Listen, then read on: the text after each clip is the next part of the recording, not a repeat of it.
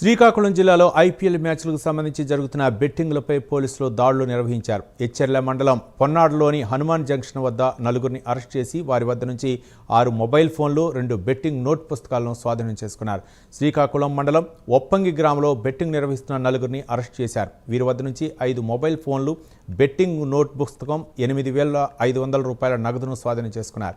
Betting ముఠాలను arrest చేసిన police అధికారులు, సిబ్బందిని ఎస్పీ మహేశ్వర్ రెడ్డి అభినందించారు.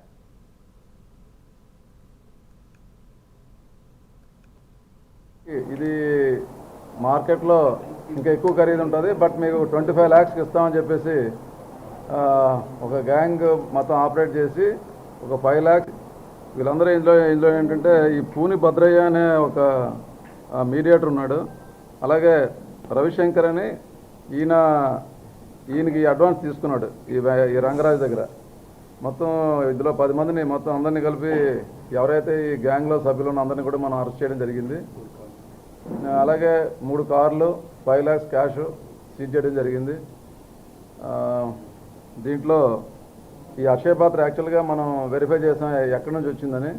ఇది మార్కెట్లో 1,600 రూపాయలకి మామూలు కొనేసి దాన్ని ఏదో ఒక మాయ చేసి ఈ అక్షయ పాత్ర ఎవరి దగ్గర ఉంటే దానికి చాలా ఇంట్లో వాల్యూ ఉంటుందని చెప్పేసి నమ్మించి ఈ రైస్ పుల్లింగ్ చేస్తుంది, ఇది ఒకసారి చూడండి అని చెప్పేసి రైస్ పుల్లింగ్ చేయించడం, ఇవన్నీ కూడా మనకి ఇంతకుముందు ఈ చీటింగ్స్ ఇట్లా జరిగాయి. అయినా సరే ఇంకా రిపీటెడ్గా జరుగుతున్నాయి. అయితే మా శ్రీకాకుళం జిల్లా పోలీసులు చాకచక్యంగా వీళ్ళని ఈ గ్యాంగ్ని ఫర్దర్ అఫెన్స్లు జరగకుండా ఆపడం జరిగింది.